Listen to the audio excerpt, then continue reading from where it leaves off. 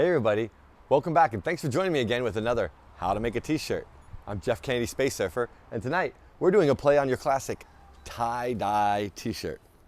Now, we're going to do it with dye sublimation, and we're going to start with a white T-shirt, as you normally would with tie-dyes, only we're not going to dye the whole shirt. We're only going to do specifically a tie-dye on our T-shirt. So, this is a little bit of a play, like when you go out to eat, you know, you have chefs who are always doing like a deconstructed thing, a salad, if you will. This is my deconstructed tie-dye T-shirt. And you're gonna start with this image that I created. We would wanna go ahead and cut this image out, even if we didn't edit the tie-dye down to the actual shirt size or the tie size, if you will. So I went ahead and did that ahead of time. We would also do that on any type of paper because we wouldn't want the overlay, because oftentimes if you leave it like a square, you'll show that square onto the shirt. Okay, so when we start here, we want to give it a quick pre-press and a linting, as I'm doing right here, pressing the shirt just to move any moisture. Now it's important obviously with a tie that we get it centered, so I set the shirt ahead of time.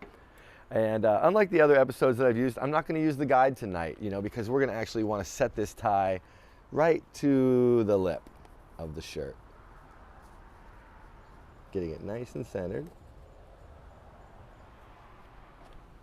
And we always want to use a piece of butcher paper underneath the piece of cloth or medium and on top of the shirt as well.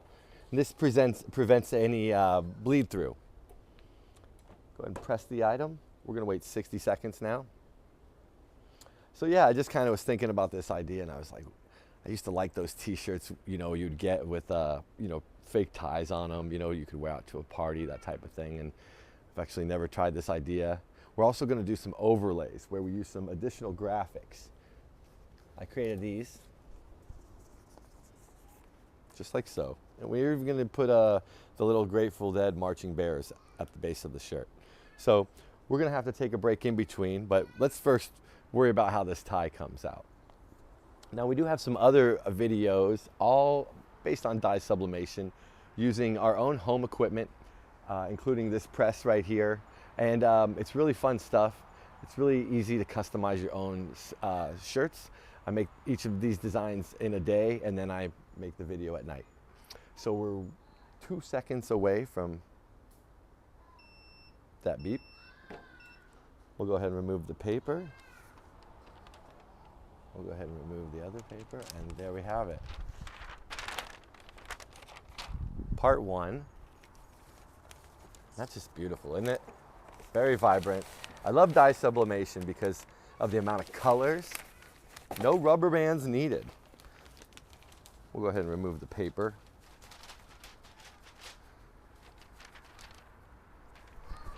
Get that out of there.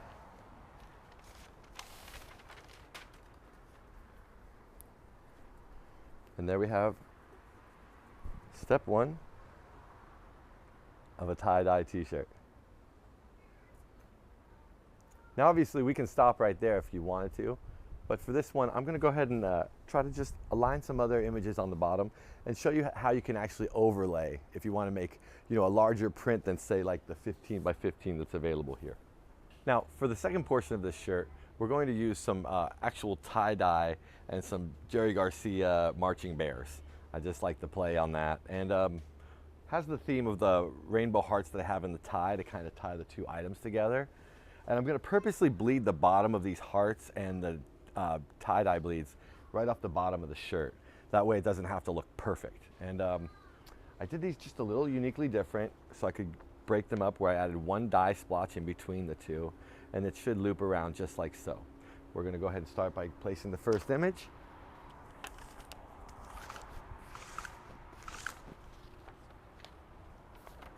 Give it a quick additional pre-press. Just getting the moisture, same thing. Presses the shirt. Once we get them here, we're going to set this just to the edge. I don't really want to be off of it, but I don't mind if there's like little splashes or little light amounts of it that are off of the shirt. Again, we want to layer with butcher paper.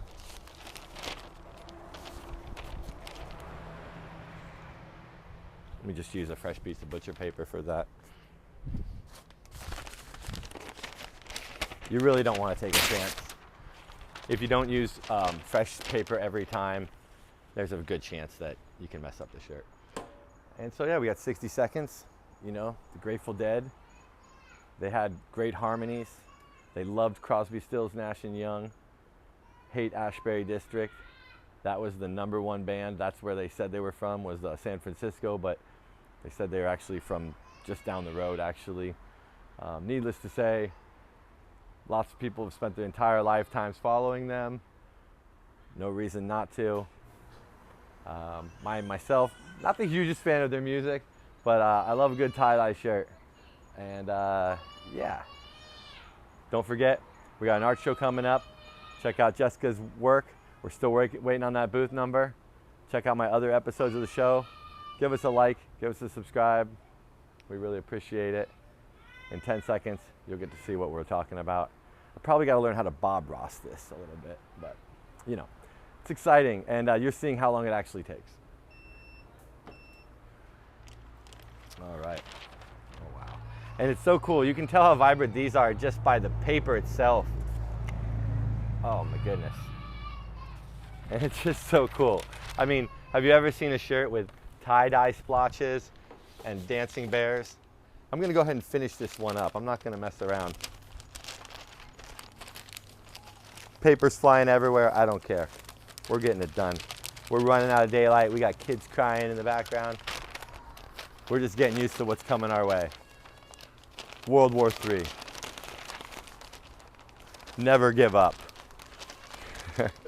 No, we're having fun.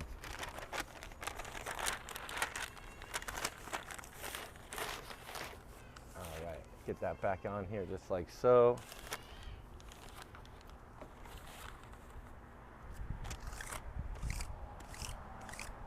Couple passes with the lint brush. You guys are getting the hang of this by now, I'm sure.